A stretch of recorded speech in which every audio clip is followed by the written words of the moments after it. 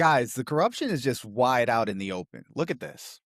To ask you about, the World Liberty Corporation, which has been in the news, and there was this big Wall Street Journal report about the 49% stake that was sold to an Emirati royal family member after your father was elected president, raising questions about whether they were doing that so they could get access. Jimmy Carter sold his peanut farm. Those were the days. We're well past that. Access to AI chips. A, my father has nothing to do with. B, it has nothing to do with AI chips. And C, we met in the Middle East the first time. Yes. There's not a person in that room, there's not a banker, there's not a fund manager that doesn't go to the Middle East and to the, whether the sovereign wealth funds of the world. They're some of the biggest investors in every fund in America. To critique the one here and not talk about the others. I wonder why they're critiquing the one here. Is it because your father is the fucking president? I mean, that could be the difference here, Don. That could be the difference. I don't know. I'm not a reporter. Hunter Biden got some white-collar job managing some energy company in the Ukraine and made, I don't know, a couple $100,000 a year. Yeah. And they freaked out because he used his daddy's name. Remember that term. He used his daddy's name to advance his own interests and his own finances. Keep that in mind. It's literally what they do. And so they have done that. They invested in it, and they've actually had already over a 4x return on their investment. It's a great investment and has nothing to do with the other. We've been dealing with the conflict of interest stuff. They got a 4x on their investment. We'll get into that later. Yeah, I would like to know the Trump supporters that bought the coin. I don't know if they got a 4x return. The Saudis got a nice little X return on their investment over the course of a year. Oh, my goodness. I mean, they tried all this nonsense the first time around. Frankly, it's gotten old. They were the ones that put us into this position by creating legislation to try to put us out of business. We just fought back. We weren't willing to sit in the corner, curl up in a ball and die like they would love us to do. You made us do it. You made us cry because, you guys were trying to oversee our prior criminal enterprises. And so now you forced us to crime even harder. That's basically what he's saying. I'll be honest, though. I'm proud of these guys for saying this because they're not bullshitting. They're not lying. They're basically just like, yeah, we're criming and we're just not here to hear about conflict of interest, any of those woke terms. We're just going to do what we're going to do. Yeah, we're doing crime, guys. Again, you said, you made us do that. Trigger warning for all those that's been a victim of DV. But doesn't that sound like, why do you make me do this to you? I don't want to do this to you. Being a citizen in this country and actually loving this country, because I do. I truly love this country and I love the potential and what this country stood for and what it's supposed to stand for. It feels like a battered wife with nowhere to go, with a gaslighting, abusive partner. It is gaslighting because, you brought up Hunter Biden, and I'll bring in Joe Biden, too. I didn't like that Hunter Biden, basically profited off his dad's name. I think that's shitty, and I wish he wouldn't have done it. I didn't like that he was selling those paintings for $100,000 a clip. That's like T-ball. That's like 5-year-old T-ball compared to what these guys are doing. I mean, they're in the all-star game of corruption. It's not even close. I remember James Comer, who ran the oversight committee, they found a $200,000 payment that James Biden, Joe's brother, made to Joe, and it was a loan repayment. And Comer was saying, no, that's laundering money. Oh, we got him. And that's we got him. $200,000. We're talking about billions of dollars in what these guys are doing. Yeah, the Trump family name, they've increased their wealth by billions, literally 3.6, I think was the last I seen. And how we operate. And you can see that whether it's my father or us, that's never going to happen. We're going to do what we need to do to fight back. Right? It's a great law of unintended consequences. If you look at what they tried to do when they threw my father off of Twitter, and you made us do it. And pretty much everybody else in our family. They took us off of Twitter. They After took us off of Facebook. After January 6th, after you guys literally tried to coup the fucking government, dude. I don't even like calling it an insurrection. It was an attempted coup. That's what it was. It was an attempted coup. The peaceful transfer of power was the one thing that we had since the founding of our country, except for the Civil War. But when it comes to holding elections, that peaceful transfer of power was the envy of the world. We might have been the only country with a history of over 200 years that's never had a war over the peaceful transfer of power over an election. Wait till January of 2029. Instagram. They took us off of YouTube. They took us off of Google. They skewed all the searches. They did everything they could to suppress. So guess what we did? We went out and we formed Truth Social. Then not too long after that, all the banks, they started canceling us left and right, every single one of them, every single one of the big banks. They start canceling us. Guess what we did? We went out and we got into DeFi because we realized it was future finance. And you know, the great irony Future of their finances. of the very executives that called us back in those days to cancel us are actually in this room right now. It is a law of unintended consequences. And why would that be, Eric? So they all canceled you when your father lost the election after January 6th, after all the fraud and the corruption that you guys did. Your father won re-election, unfortunately, and now they're all calling you again. What could be the reason for that? It must be their business acumen. What Eric fails to bring up is they're getting all this money from the Middle East in their coin. Recently, $2 billion was pumped into their World Liberty Financial coin.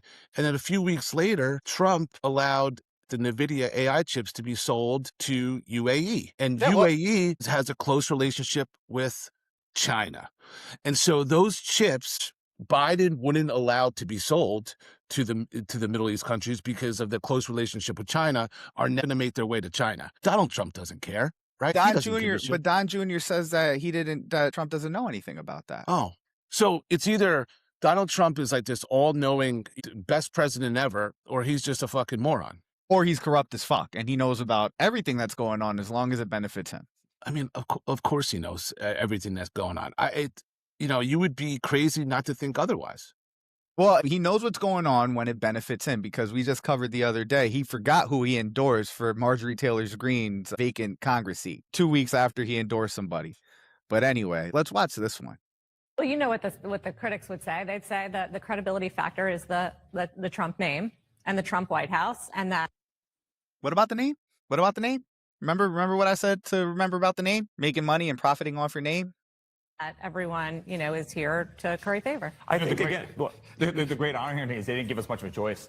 When you had they created this monster. When you had either one. We're fucked. We're fucked. Yeah. We're so fucked, dude. Here's the thing. This interview, to me, they're spiking the football, these two, and they're happy, we won. And, for the time being, they have won. Yep. But I swear to God, I will not support a Democrat that does not promise indictments. These guys are crooked. They're corrupt. They're engaging in fraud. Any Democrat president in DOJ has to investigate these fuckers. There's just no two ways about it. I just won't support someone that's like, oh, we need unity, all that bullshit. Investigations. And I used to, even though I consider myself, Nick will probably agree, I'm probably further left than Nick is on a lot of issues. Because of the two failed impeachment attempts, I was on the side for the longest. No, focus on the economic issues that are facing middle-class Americans, and only that. Don't play that game.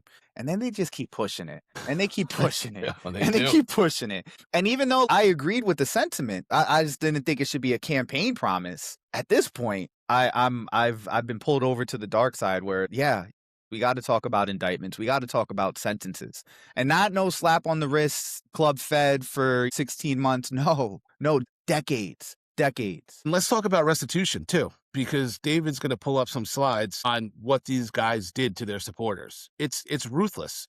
And you know what? I don't even like those supporters, right? They're MAGA people. We have nothing in common or very little. But they should get restitution for what happened to them. So World Liberty Financial, that's not good. So it started, before it was listed publicly, it had a price of $31.08, and then it got listed, and then it spiked. And where's it at now? Oof.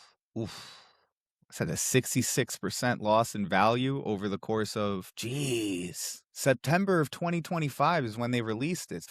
66% drop in value in the last 5 months. And that's actually a good ROI for the Trump family's investments, coins, and for their supporters. Yeah. This is actually a strong coin. Yeah. I mean, you can see why the Middle East billionaires would want to invest in the Trump family. I mean, because they have he said it. He says we're at the top of the Ponzi scheme. Right. Don't worry, we got a bunch of dumb yokel supporters that'll be more than happy to invest in it. And you know what? I got one better for you. Trump coin. Bro. That doesn't look good. That is not good.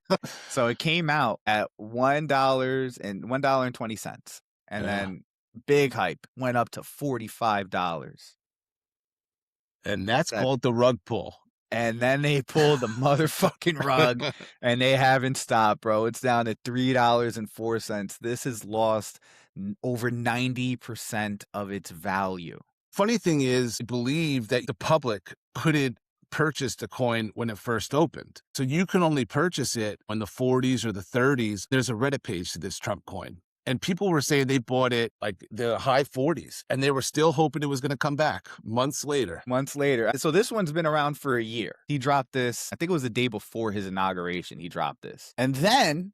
Well, the movie star of the family had to have had a tremendous coin, right? Yeah, I would think that she's probably the strongest performing coin just based off the name alone, right? She's a movie star. People go to see her movie 3-4 times. Fuck. Oh my God, bro. Oh my God. Started at $1.99, spiked to $8.48. And then the pull of the rug. It is down to 11 cents. I don't even know the math on that, dude. I want to know, though, Jeez. who were the people that were like, I need to buy the Melania coin? Like, that's going to be my future.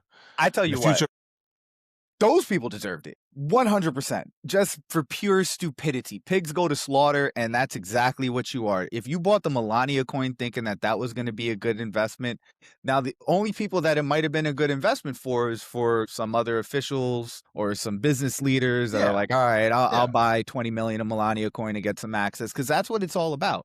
It's about gaining access. It's about gaining favor. The dude that got pardoned. Yeah. Got a presidential pardon. I think it was son, right? Yeah. Got a presidential pardon. He dropped a pretty penny. Yeah, 20+ million. Yeah. Yeah.